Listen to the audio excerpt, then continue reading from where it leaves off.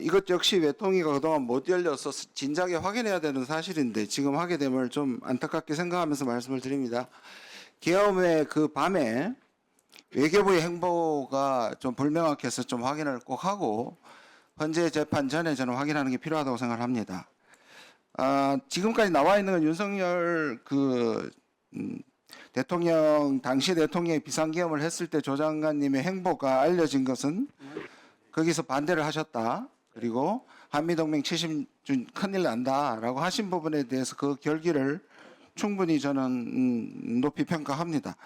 그런데 그 보셨다는 메모 얘기가 지난번에도 나왔고요. 지난번에 상임위에서도 나왔습니다. 워낙 충격적이라서 단어 하나만 기억이 난다 하고 심지어 메모는 들고 나오지 않았다. 그래서 제외 공간이라는 단어 하나만 생각이 난다고 말씀을 하셨고요. 12월 13일 날 그 파행됐던 됐을 때 이재정 의원님께서 질문을 하실 때 여전히 불분명하다고 하는데 지금도 마찬가지로 그 단어 외에는 기억이 나지 않습니까?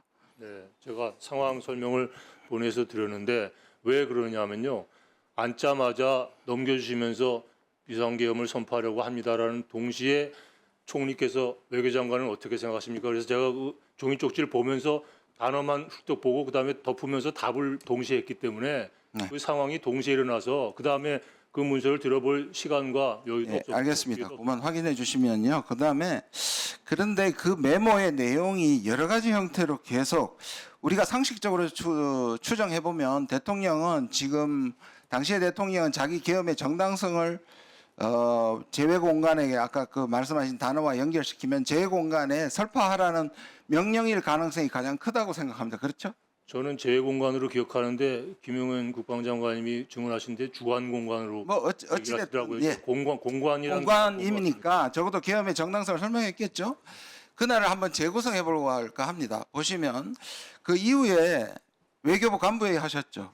제가 판단하고 제보를 받은 것은 11시 43분으로 들었는데 저 한번 보시고 크게 틀린 부분이 있는지 한번 말씀해 주십시오. 뭐 시간 1, 2분 뭐 말고 시간대까지는 정확히 모르겠습니다만 심야에 해서 하셨. 간부들 올 수 있는 사람 오라 그랬지 뭐 회의에서 무슨 토론한 적은 없습니다. 제가 듣기로는 1급 한 10여 명이 그러면 그게 장관실인가요? 아니면 17층에 있는 회의실인가요? 장관실 장관실이었습니다. 알겠습니다.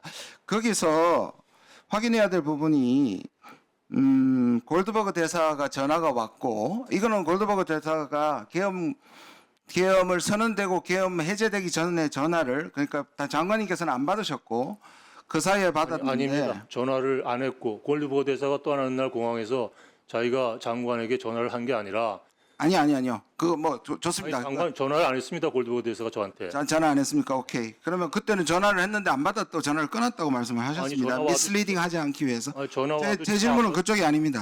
전화 그러면 와도 제가 안 받을 생각이었기 때문에 뭐 별로 제가 해명을 안 했습니다. 알겠습니다. 그런데 중간에 와서 강인선 차관이 나가서 전화를 받은 사실이 있습니까? 전화를 받은 게 아니라 장인선 차관이 전화를 했습니다. 해서 나가서 세명을 한 왜냐하면은 겁니까? 계엄 선포 직후에 이미 저는 반대를 했지만 계엄은 선포된 알겠습니다. 상황이고 그런데 그때 골드버가 마지막에 가면서 그 동아일보에서 뭐라 그랬냐면 스테이트먼트를 읽었다. 그럼 그 스테이트먼트를 강인선 차관이 읽은 겁니까? 스테이트먼트가 아니고요. 비상계엄 조치가 호령을 읽었습니까? 아니, 짧게 아니, 대답해 아니, 주십시오. 비상계엄 조치가 우리 외교와 대외 정책에 영향을 미치지 않을 것이라는 아주 짧은 구두 메시지입니다. 그러면 그 중간에 그 전문 작성은 어떻게 하셨습니까? 전문 작성을 했습니까? 왜냐하면 공간에다가 이런 문의가 들어왔을 때 해외에 있는 공간들 다시 뭐 주미 대사관이나 주영 대사 이런 곳에 전문 작성 여부는 있습니까? 그거는 해제된 후에 해제된 전적인은 작성하지 않았습니까? 전 공간에 지시가 나왔고요. 주한 공간에도 각 지역 국장들이 대사들과 접촉해서 소통을 했습니다. 중간에 그 간부 회의 중간에 이 해명과 비슷한 그러니까 이 정당화하는 어떤 프린트물을 가져온 적이 있습니까 혹시? 없습니다.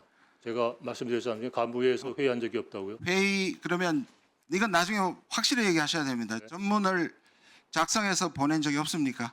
그 회의 안에 간부회에서 게임 해제 전에 없습니다. 없습니까? 책임지실 수 있으시죠? 책임질 수 있습니다. 알겠습니다.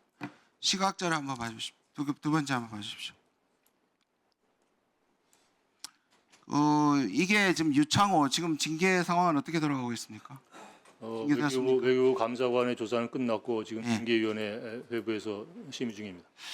그런데 저 내용과 매우 유사한 저건 사실상 이제 이틀 후인가요? 다음 날에 발신이 됐고 그 전에 용산에서 해외 홍보비서관 하태원이 외신 기자에게 전부 먼저 뿌렸고 유창호는 오히려 그 이후에 안 보낸 당신이 알고 있는 그 외에 외신 기자한테 보내라라고 한 그 정황이 나오는데 이 정황이 아니라 왜냐하면 유창호가 보내기 전에 이미 외신 기자들이 받고 외신 기사가 나왔습니다. 그 사이에 이게 지금 대통령실의 인식이다 비판하는 기사가 나왔습니다.